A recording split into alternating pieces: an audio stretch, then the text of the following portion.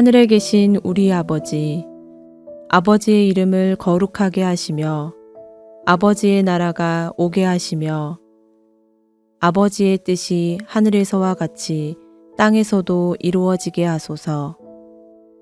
오늘 우리에게 일용할 양식을 주시고 우리가 우리에게 잘못한 사람을 용서하여 준 것 같이 우리 죄를 용서하여 주시고 우리를 시험에 빠지지 않게 하시고 악에서 구하소서.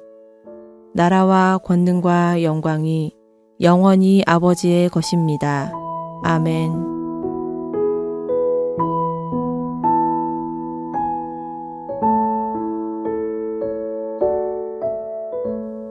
엘리사가 이전에 아들을 다시 살려준 여인에게 이르되 너는 일어나서 네 가족과 함께 거주할 만한 곳으로 가서 거주하라. 여호와께서 기근을 부르셨으니 그대로 이 땅에 7년 동안 임하리라 하니 여인이 일어나서 하나님의 사람의 말대로 행하여 그의 가족과 함께 가서 블레셋 사람들의 땅에 7년을 우거하다가 7년이 다함에 여인이 블레셋 사람들의 땅에서 돌아와 자기 집과 전토를 위하여 호소하러 하여 왕에게 나아갔더라. 그때 왕이 하나님의 사람의 사환 게하시와 서로 말하며 이르되 너는 엘리사가 행한 모든 큰 일을 내게 설명하라 하니 게하시가 곧 엘리사가 죽은 자를 다시 살린 일을 왕에게 이야기할 때에 그 다시 살린 아이의 어머니가 자기 집과 전토를 위하여 왕에게 호소하는지라. 게하시가 이르되 내 주 왕이여 이는 그 여인이요 저는 그의 아들이니 곧 엘리사가 다시 살린 자니이다 하니라. 왕이 그 여인에게 물으매 여인이 설명한지라. 왕이 그를 위하여 한 관리를 임명하여 이르되 이 여인에게 속한 모든 것과 이 땅에서 떠날 때부터 이제까지 그의 밭의 소출을 다 돌려주라 하였더라.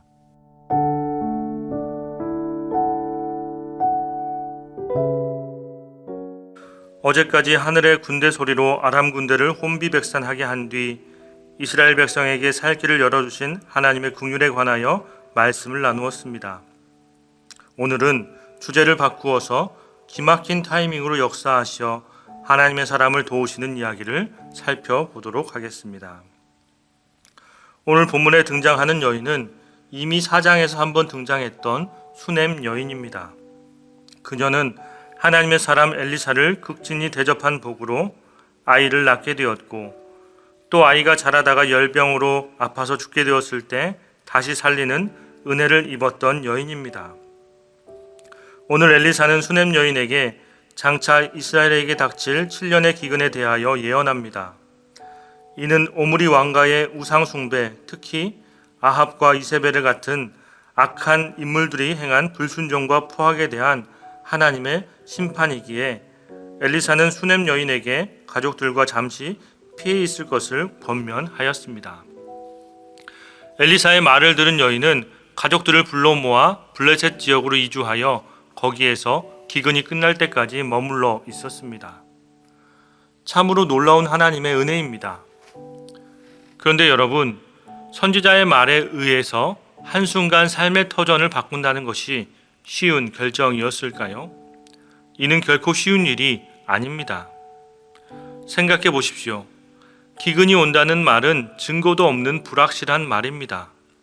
확실해 보이는 것은 내가 지금 이 땅에서 잘 살고 있다는 것입니다.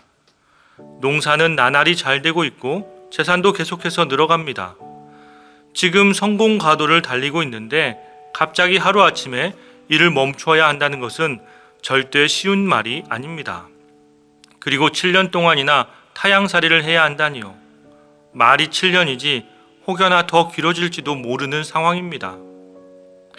그런데 수넴 여인은 엘리사의 말을 전적으로 신뢰했으며 즉각적으로 순종함으로 하나님의 보호하심을 경험할 수 있었습니다.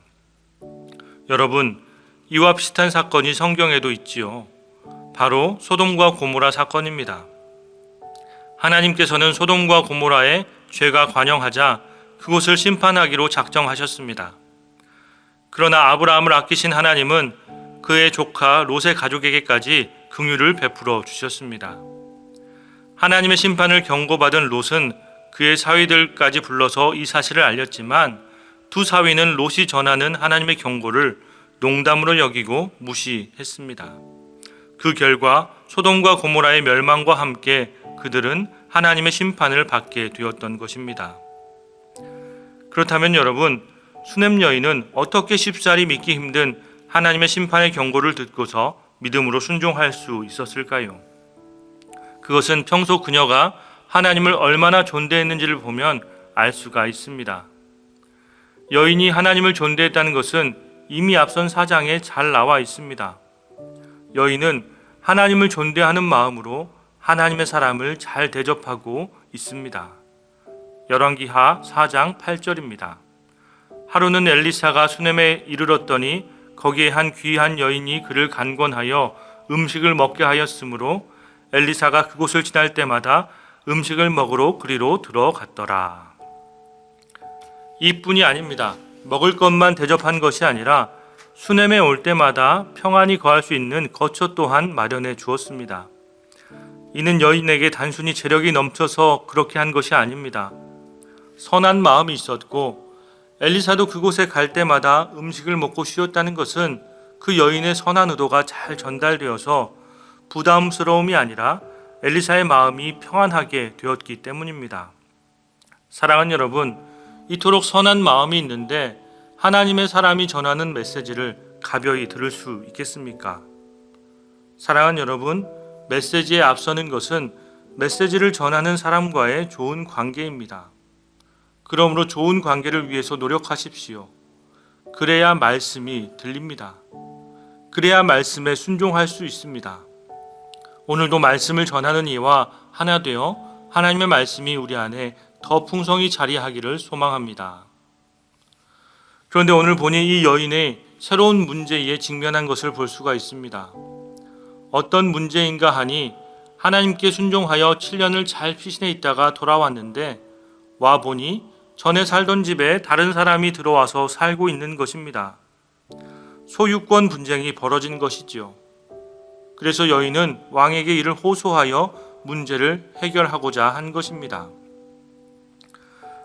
그런데 여러분, 이 환수 소송에 있어서 남편이 아닌 여인이 직접 등장한 것으로 보아 피난 중에 남편이 죽었음을 짐작해 볼 수가 있습니다. 과부의 몸으로 재산권을 주장하며 알박기 하고 있는 사람들과 싸워서 집과 전토를 되찾는 일은 여간 어려운 일이 아닙니다. 누구도 자기의 편을 들어주지 않습니다. 그래서 이 여인은 어쩔 수 없이 왕을 찾아가서 항소하고 있는 것이죠. 제발 내 말을 들어줄 왕이 정의로운 왕이기를 바라면서 말입니다. 그런데 여러분, 이 여인 앞에 어떤 일이 벌어집니까? 억울한 심경을 해소하기 위해 최후의 보루라고 생각하면서 간절한 마음으로 찾아간 왕 앞에 지금 마침 엘리사의 사환 게하시가 서 있는 것이 아닙니까? 5절입니다. 게하시가 곧 엘리사가 죽은 자를 다시 살린 일을 왕에게 이야기할 때에 그 다시 살린 아이의 어머니가 자기 집과 전토를 위하여 왕에게 호소하는지라. 게하시가 이르되 내 주 왕이여, 이는 그 여인이요 저는 그의 아들이니 곧 엘리사가 다시 살린 자니이다 하니라.